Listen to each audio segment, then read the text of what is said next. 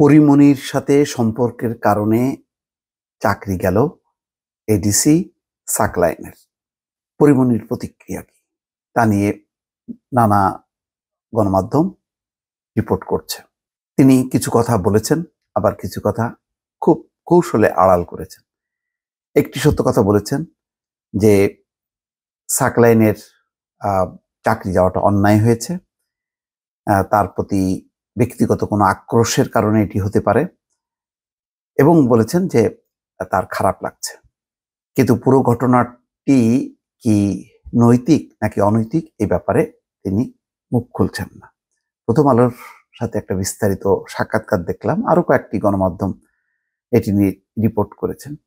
অথচ দেখেন সাকলাইন তার যা পরিচয় দেখছি যথেষ্ট একটা চৌকস অফিসার ছিলেন, মেধাবী অফিসার ছিলেন, কিন্তু লোভে হোক স্বভাবে হোক তিনি একটা ফাঁদে পড়েছেন, এটা বোঝা গেছে এবং সেটা প্রমাণিত হয়েছে। তদন্তে দেখা গেছে যে সাকলাইন দিনের পর দিন কাটিয়েছেন পরিমণির বাসায়, এমনকি পরিমণি সাকলাইনের যে রাজারবাগের পুলিশ কোয়ার্টারে সেখানে এসেও রাত কাটিয়েছেন বা গভীর রাত কাটিয়েছেন, লম্বা সময় 17-18 ঘন্টা, সেটা সিসিটিভির ফুটেজে ধরা পড়েছে।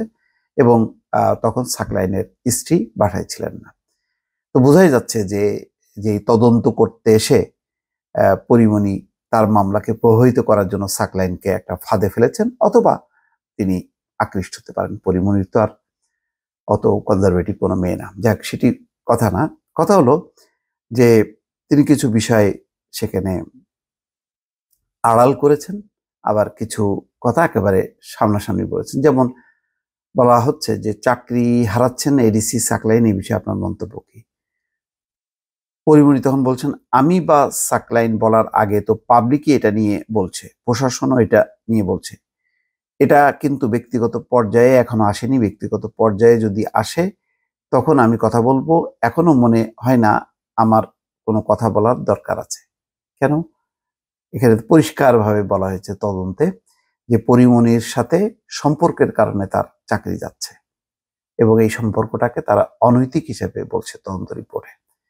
আচ্ছা, চাকরি হারানোর বিষয়ে উঠে এলো অনৈতিক সম্পর্কের কথা। প্রথম আলোর এই প্রশ্নটা শেষ হওয়ার আগেই পরিমণি বলতে শুরু করেছেন, বলতে গেলে তো অনেক কথাই আসবে। আমার জীবনের 27 দিন বা জেল জীবন, বাসা থেকে গ্রেপ্তার হওয়া থেকে শুরু করে বাসায় আসা পর্যন্ত কোনো কিছু নিয়ে আজ পর্যন্ত কারো সামনে কথা বলিনি। 27 দিনের ঘটনার কথা কোথাও 27 সেকেন্ডও বলিনি, কারণ আমার মনে হয়নি কিছু বলার জন্য এতদিন বাধ্যও ছিলাম। আমি সবকিছু শুধু দেখছি। বলতে গেলে তো অল্প কথায় বলা যাবে না, বলে পুরো ঘটনা নিয়ে বলতে হবে। পুরোটা বলার মতো পরিস্থিতি আমার এখনো আসেনি। আজকে আবার পরিমণির যেই নাসির উদ্দিন মাহমুদ যিনি মামলা করেছিলেন আদালতে, সেখান থেকে আবার তিনি জামিনও পেয়েছেন। আচ্ছা, তারপরে বলছেন তিনি যে তাছাড়া সম্পর্কের বিষয় যদি আসে, এটা তো একজনের ব্যাপার না, দুজনের পক্ষ থেকেই আসে। এখন পর্যন্ত আমাদের সম্পর্কটা তো মানুষের কাছে পরিষ্কার নয়। আমরা প্রেমে ছিলাম নাকি কি করেছি, কোনো কিছুই তো পরিষ্কার নয়। এটা না সাকলাইনের কাছে জানতে চাওয়া হয়েছে, না আমার কাছে। সবখানে মন গড়া জিনিস লেখা হয়েছে, জানাজানি হয়েছে না। তদন্ত রিপোর্ট যখন হয়েছে তখন সাকলাইনের কাছ থেকে ব্যাখ্যা চাওয়া হয়েছে, এবং তারা নিশ্চয়ই এটি জিজ্ঞাসাবাদ করেছে, তদন্ত করেছে।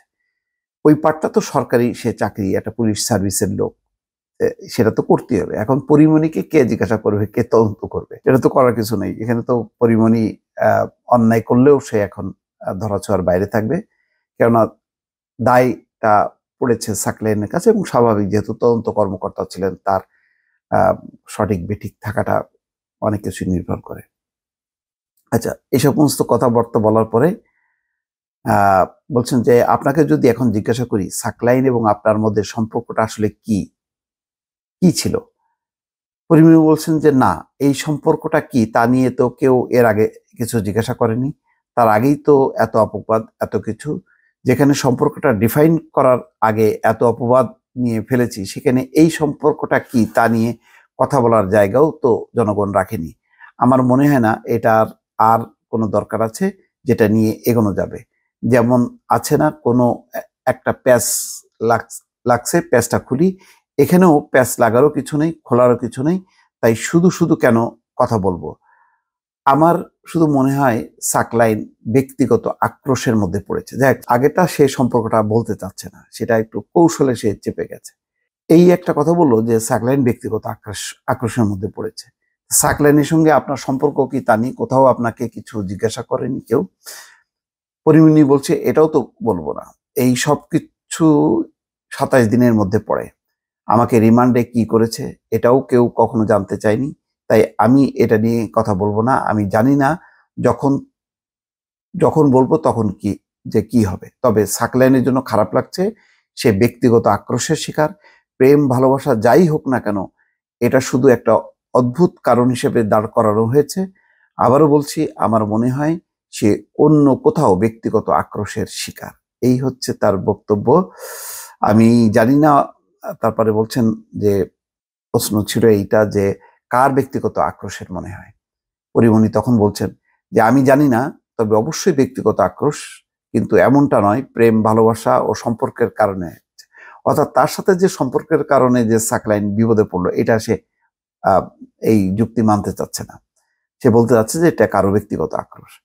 সাধারণত যে ট্যালেন্ট সফল হয় তার পেছনে অনেকেই লেগে থাকে, এটা নতুন কিছু না। নিঃসন্দেহে সাকলাইন একজন ট্যালেন্ট ও সফল মানুষ, ওর পেছনেও অনেকে হয়তো লেগেছিল। তার এখনকার বরখাস্ত হওয়ার ব্যাপারটা খুবই অদ্ভুত, এটা খুবই অন্যায় হয়েছে। সাকলাইনের প্রতি নিঃসন্দেহে অন্যায় হয়েছে। কেন মনে হলো অন্যায় হয়েছে? পরিমণি বলছে যদি আমার সঙ্গে কোনো সম্পর্কের কারণে এমনটা হয়েছে বলা হয়, তা তো নিঃসন্দেহে অন্যায়। কোনো সম্পর্কের জন্য এটা হতেই পারে না। তার মানে সে বলছে যে আমার সাথে সম্পর্ক হয়েছে তাতে কি আছে, কিন্তু সাকলাইন তো একটা স্বাধীন মানুষ না, সে তদন্ত করতে এসে তোমার সাথে সম্পর্কে জড়াইছে। এটা তো মানে এমন না যে আগে থেকে সম্পর্ক ছিল। তবে আমাদের সম্পর্কটা কেমন, কতটুকু আগাইছে, কি আগাইছে, কোথায় থেমেছে, এই সম্পর্ক কিছুই বলতে পারবো না। কিছু বলার আগে এত বেশি দোষ ঘাড়ে নিয়ে ফেলেছি, তাই এখন বলার ইচ্ছাও নেই। দোষ কি আপনি একাই নিয়েছেন? পরিমণি বলছে আমিও নিয়েছি, সাকলাইনও নিয়েছে। সবাই না জেনে না বুঝে আমাদের দোষ দিয়েছে। একটা সম্পর্ক নিয়ে এত দোষারোপ হবে এটা তো বুঝতে পারেনি। এটা পরিমণির মাথায় বোঝার কথা না। এখন তার খেসারত দিচ্ছে সাকলাইন, এটা হচ্ছে বড় কথা। দর্শক ভালো থাকবেন, আল্লাহ হাফেজ।